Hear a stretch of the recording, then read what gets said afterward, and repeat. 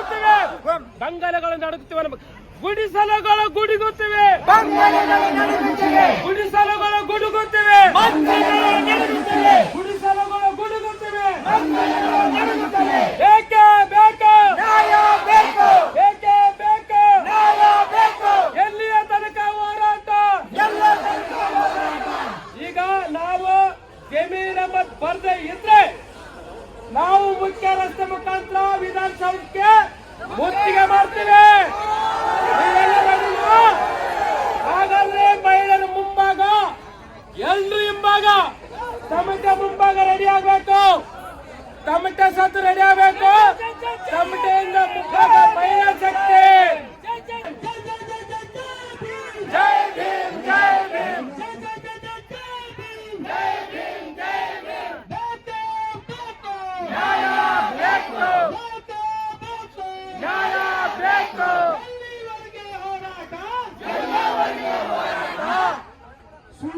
ಈ ದೇಶದಾಗ ಕೇವಲ ಯಾರು ಇಲ್ಲಪ್ಪ,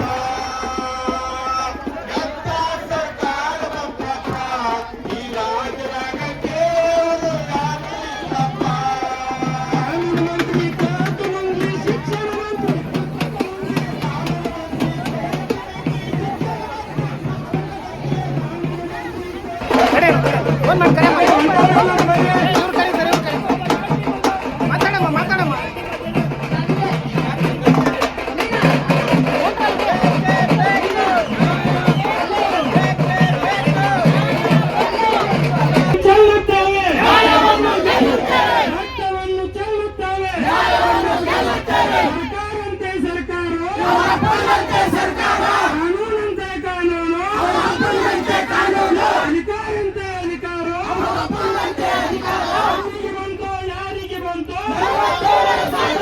ಪೊಲೀಸರ ಲಾಠಿಗೆ ಬಂತು, ಪೊಲೀಸರ ಬೂಟಿಗೆ ಬಂತು.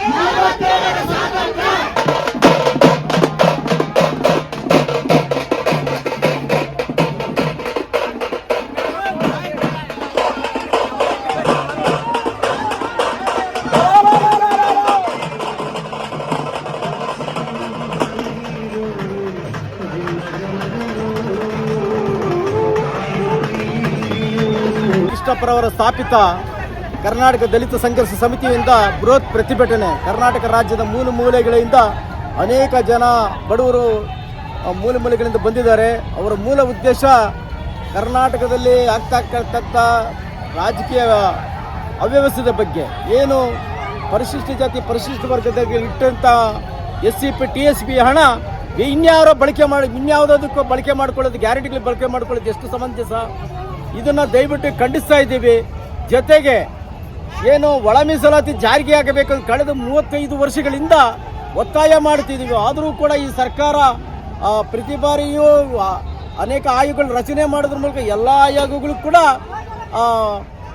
ಒಳ್ಳೆಯ ತೀರ್ಪನ್ನು ಕೊಟ್ಟಿದ್ರು ಕೂಡ ಇದನ್ನು ಎಲ್ಲ ಜನಾಂಗಕ್ಕೂ ಕೂಡ ಹಕ್ಕನ್ನು 6-6 ಅನ್ನೋದ್ರ 6-6-4 ಮತ್ತು 1% ಅನ್ನು ನೀಡಿದ್ರು ಕೂಡ ಸರ್ಕಾರ ಇನ್ನೂ ಅದನ್ನು ಅನುಷ್ಠಾನಗೊಳಿಸದೆ ಅನ್ಯಾಯ ಮಾಡ್ತಾ ಇರೋದ್ರಿಂದ ನಾವು ನಾಳೆ 12ನೇ ತಾರೀಕು ಇದೇ ಫ್ರೀಡಮ್ ಪಾರ್ಕಲ್ಲಿ ಸಾವಿರಾರು ಜನ ಮತ್ತೆ ಪ್ರತಿಭಟನೆ ಮಾಡ್ತಾ ಇದ್ದೀವಿ.